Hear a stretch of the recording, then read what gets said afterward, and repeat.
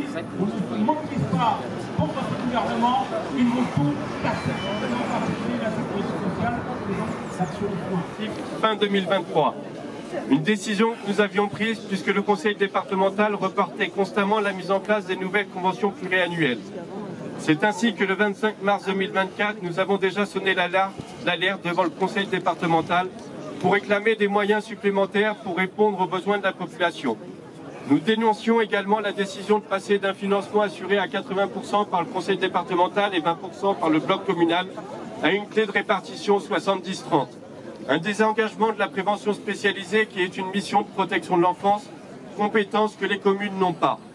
Alexandre Touzet, conseiller départemental en charge notamment de la prévention et de la sécurité, et président du groupe de travail prévention de la délinquance et de la radicalisation à l'Association des départements de France, annonçait fièrement dans la presse « Nous avons élargi la couverture du dispositif à toutes les communes qui le souhaitent ». François Durovray, le président du conseil départemental, rajoutant « La prévention spécialisée est une politique très importante. Si toutes les communes sollicitent le dispositif, nous augmenterons les crédits. »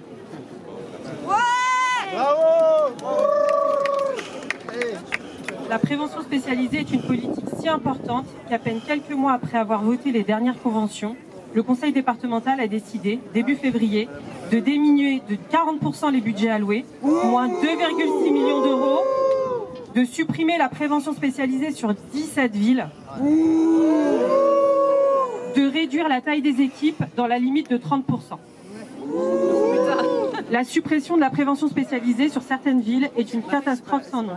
Et là où elle est maintenue avec des budgets moindres, les conséquences sont multiples. Cela signifie la suppression de 20 à 40 postes sur les 125 théoriquement financés par le département. Concrètement, des collègues en CDD ou en contrat d'apprentissage ne pourront pas être embauchés. D'autres seront reclassés dans leur association, mais pour travailler dans le champ du handicap. Pardon, excusez-moi.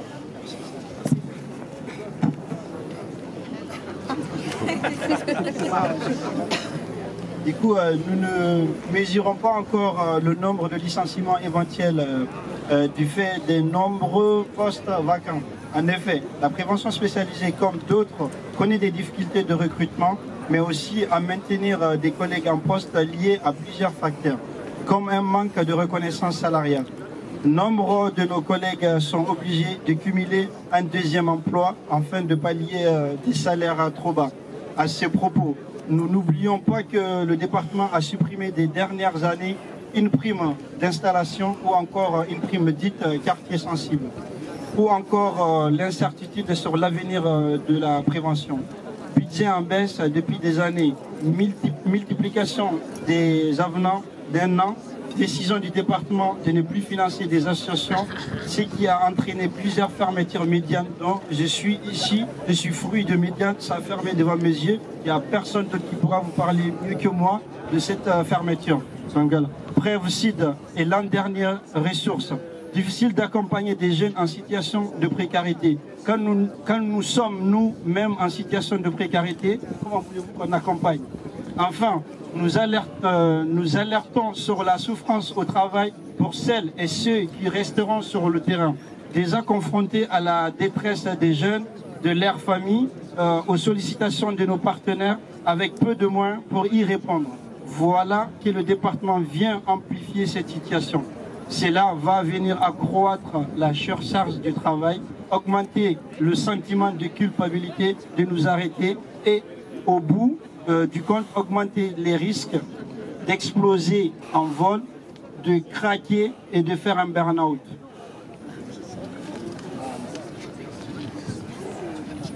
Nous craignons que de nombreux projets avec nos partenaires soient remis en cause. Exemple, des interventions dans les collèges pour lutter contre le décrochage scolaire ont été annulées. Un projet pour lutter contre la stigmatisation des élèves de SECPA a été annulé. La participation aux différents événements festifs des villes comme les fêtes de quartier est compromise. Les jeunes et les familles que nous accompagnons sont touchés de plein fouet par la crise financière, la crise du logement, le manque d'accès aux soins. Ils sont de plus en plus fragilisés par un système qui les exclut et les appauvrit. Avec moins d'éducateurs, qui ira à la rencontre de tous ces jeunes qui passent au travers des structures de droit commun, mises à mal par les cures d'austérité successives? Qui mettra en place des activités, des séjours ou des chantiers éducatifs qui sont pour nous des supports à la relation et qui permettent de créer une réelle relation de confiance pour aborder des problématiques qui peuvent être lourdes et complexes. Qui sera disponible pour écouter Jean, qui se sent mal dans sa peau et qui a effectué plusieurs tentatives de suicide? Qui sera présent pour Amadou, qui recherche un local pour sa nouvelle entreprise de serrurier? Qui pour accompagner Mustapha, qui dort à la rue à 20 ans car il ne s'entend pas avec son beau-père?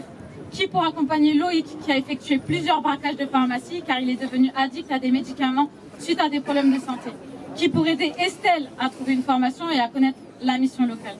À travers ces quelques exemples, nous pouvons voir que notre accompagnement se situe dans une approche globale correspondant à une mission de protection de l'enfance. Nous refusons de voir réduit notre travail à la seule prévention de la délinquance, ce qui permet de justifier le transfert du financement du département vers les villes. N'en déplaise à nos détracteurs, mais aussi à nos défenseurs, le travail des éducs de rue est beaucoup plus diversifié.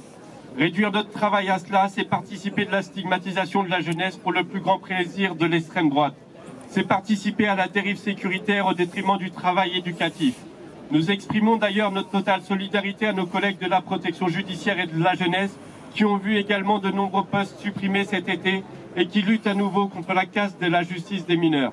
Notre jeunesse n'a pas besoin de plus de répressifs, elle a besoin de moyens humains et financiers pour leur permettre de devenir des adultes émancipés. Notre jeunesse est un investissement pour l'avenir.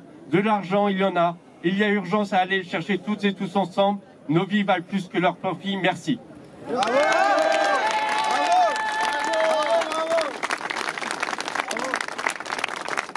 Choisi un plan d'austérité, il n'y a pas d'autre mot, des milliards et des milliards qu'il veut prendre sur notre dos. De l'autre côté, ou plutôt juste à côté, en se donnant main dans la main, il y a les patrons qui enchaînent les plans de licenciement. Et nous, les éducs de rue, et ben en fait notre boulot, c'est de se coltiner toute la misère, toute la merde qui est produite par cette société. Alors on le sait bien, quand ils s'attaquent à la prévention spécialisée, en fait, ils s'attaquent à la fois aux quartiers populaires, qui sont en fait des quartiers ouvriers, les quartiers pauvres, qui condensent la misère de cette société. Et à la fois, ils font des tests.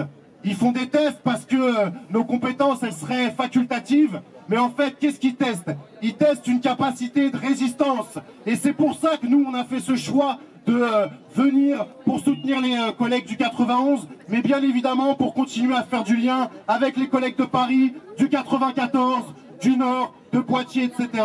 Parce qu'on a l'intime conviction que face à ce rouleau compresseur, on ne pourra pas faire autre chose. Il n'y aura pas de raccourci au fait de lutter toutes et tous ensemble. Il y a des grèves qui existent, les collègues. Il y a des grèves pour donner des suites à tout ça.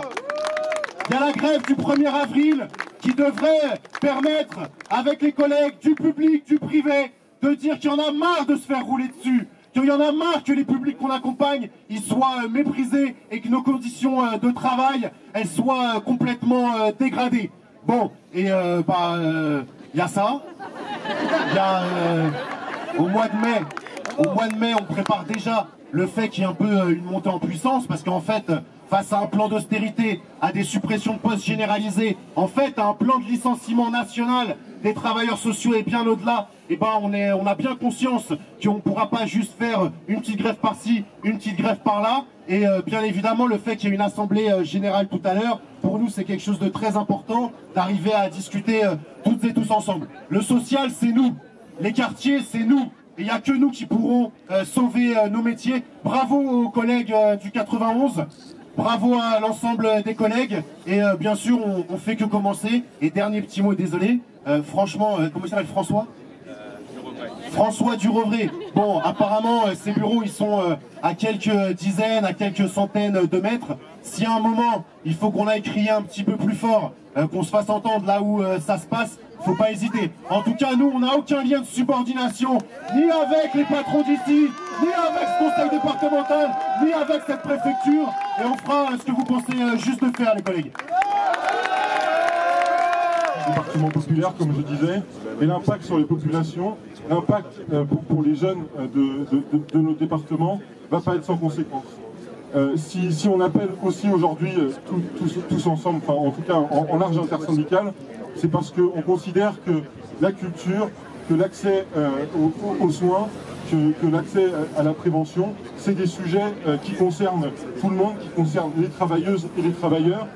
Et les conséquences pour l'emploi liées à ce budget vont être sinistres, et directement pour le personnel du conseil départemental, mais aussi indirectement pour toutes les entreprises qui travaillent avec le conseil départemental et qui vont avoir à subir ce budget. Donc je ne veux pas trop mobiliser la parole, mais voilà, on voulait déjà apporter toute notre solidarité aux éducateurs de rue en grève aujourd'hui et présents massivement, mais aussi rappeler que c'est un sujet qui va toucher l'ensemble du monde du travail et l'ensemble de tous les travailleuses et les travailleurs des services publics du département.